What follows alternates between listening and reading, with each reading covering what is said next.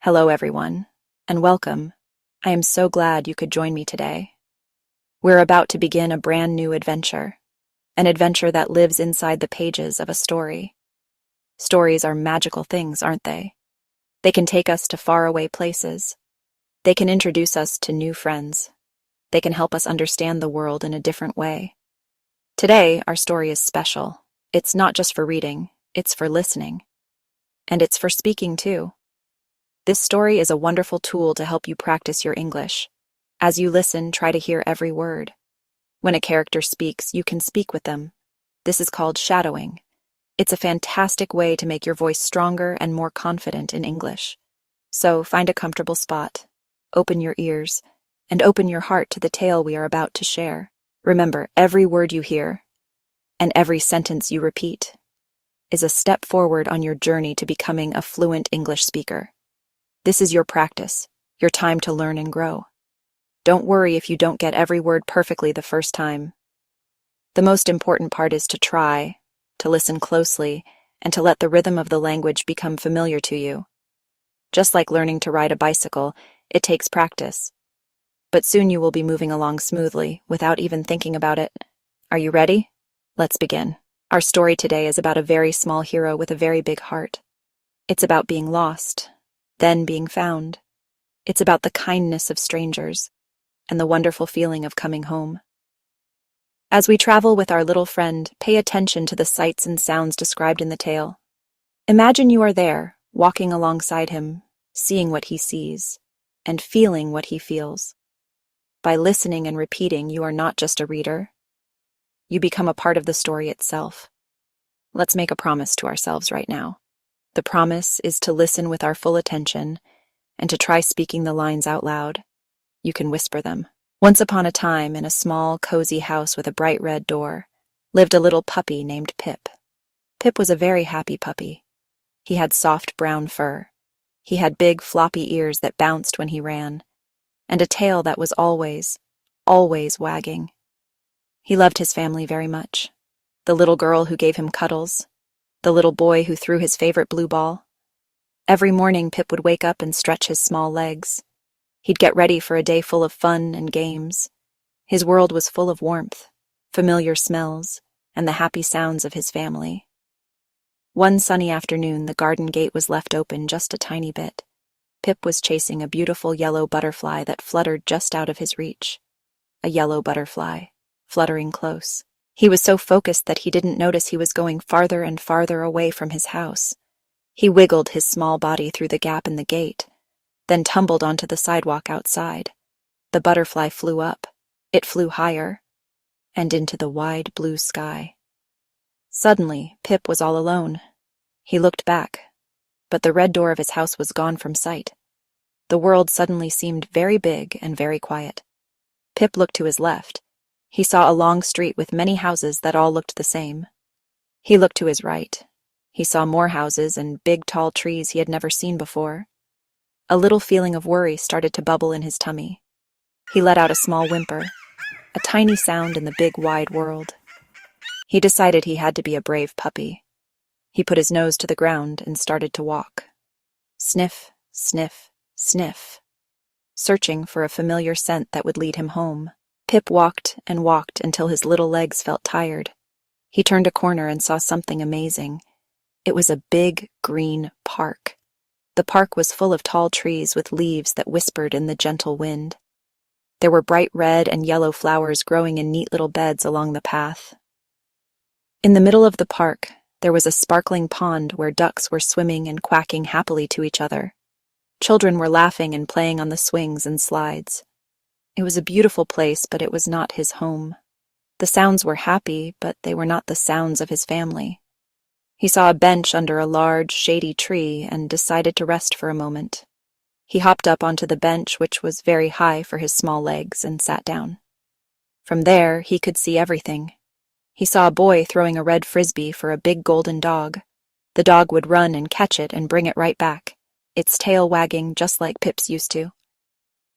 Seeing the happy dog made Pip feel even more lonely. As Pip trotted along the edge of the park, a new creature caught his eye. It was a small gray squirrel with a very big bushy tail. The squirrel was busy trying to bury a nut near the roots of an old oak tree. The squirrel moved so fast it was like a little ball of energy. Pip had seen squirrels in his own garden, but he had never been this close to one before. He sat down and watched, his head tilted to one side with curiosity. The squirrel finished burying its nut and suddenly noticed Pip. It stopped everything it was doing, stood up on its back legs, little black eyes staring at the puppy. Pip didn't move. He just wagged his tail a tiny bit to show he was friendly. The squirrel wiggled its nose, then chattered with quick clicking sounds.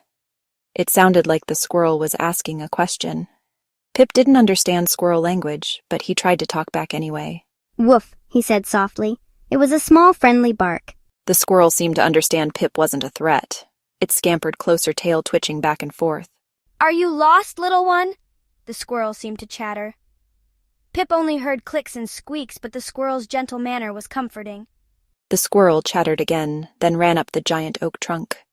From a high branch, the squirrel scanned the park and streets beyond. It chattered loudly and pointed its nose toward a street with a blue mail truck. Pip looked where it pointed. He couldn't see his house, but felt a little spark of hope. The squirrel had tried to help him. "Thank you!" Pip barked up at the squirrel. Feeling braver, Pip started walking in the direction the squirrel had shown him. Pip followed the direction the squirrel had pointed, and soon found himself on a quiet street. He was trotting along the sidewalk, sniffing at the interesting smells from gardens, when he heard a soft voice. "Well, hello there, little fellow. Are you lost?" Pip looked up and saw a kind woman.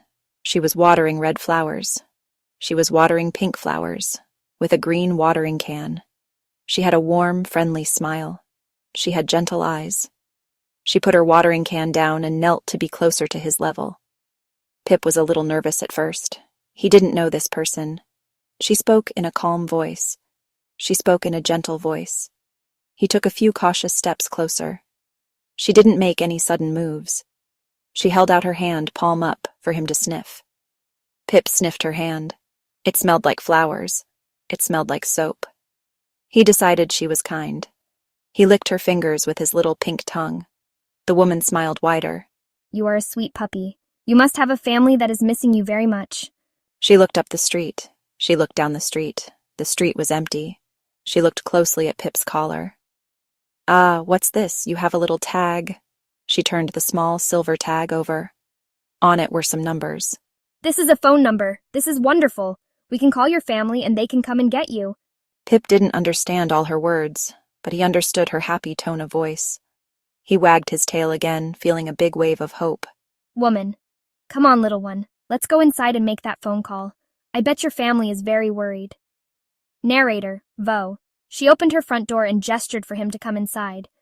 Narrator, Vo. Pip hesitated for just a second, then trotted right in behind her. The house was cool and quiet. She led him to a soft rug. She gave him a small bowl of fresh water. Narrator, Vo. Pip was very thirsty after his long walk, and he drank it all up.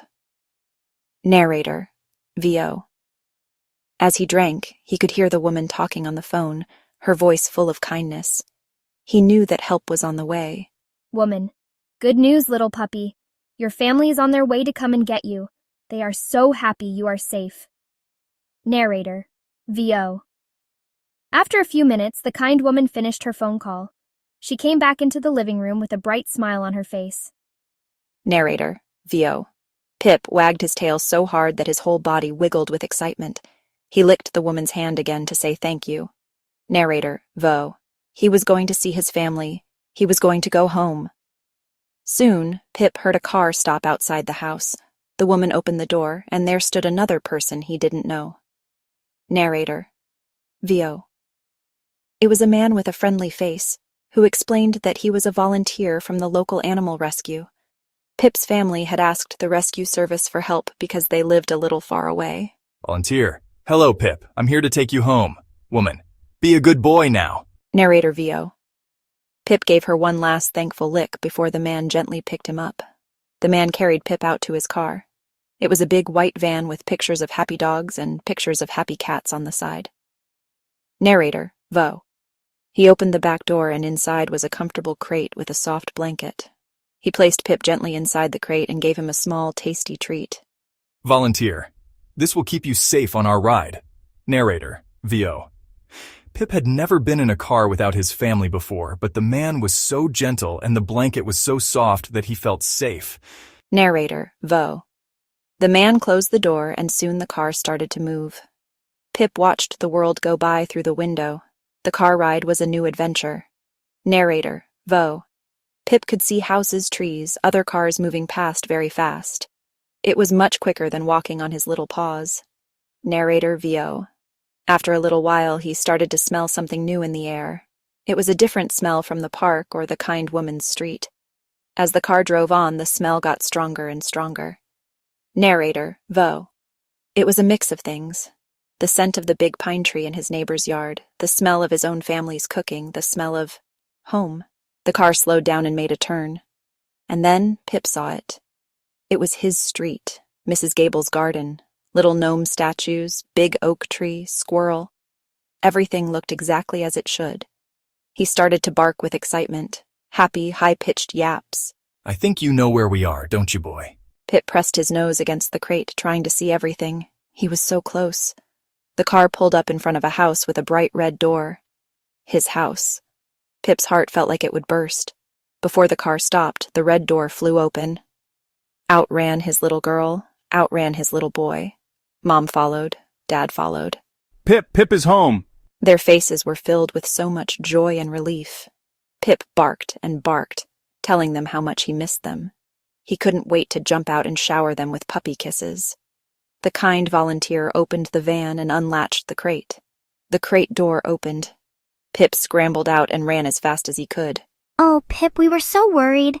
You're back! You're back! Pip ran in circles, wagging his tail and licking every hand and face. The family thanked the volunteer again and again. They called the kind woman with flowers to thank her. Pip was surrounded by the people he loved most. Back in his own yard, with familiar smells and happy voices, his long, scary adventure was over. He was home, happier and more loved than ever. That evening, Pip's family gave him a special dinner with some extra delicious bits of chicken mixed in with his food. He ate every single bite, his tail wagging the whole time. After dinner, he didn't want to play with his toys. He just wanted to be close to his family. He curled up on the rug at their feet while they watched television. The little boy reached down and stroked his back, and the little girl tickled him behind his floppy ears. Pip closed his eyes and let out a long, happy sigh. This was the best feeling in the world. Being safe, being warm, being loved. Later, when it was time for bed, the little girl carried Pip upstairs. Usually he slept in his own cozy bed in the kitchen, but tonight was a special night. The family decided he could sleep in the children's room, right between their beds, so they would know he was safe all night long. They made a soft bed for him out of his favorite blanket. Little boy. We're so glad you're home, Pip. Don't ever get lost again. Narrator, VO. As he snuggled down into the blanket, the boy leaned over and whispered, We're so glad you're home, Pip. Don't ever get lost again. Pip licked his hand as if to say, I promise.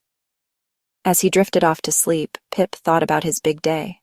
The big green park, the kind squirrel who tried to help, and the wonderful woman with the beautiful flowers.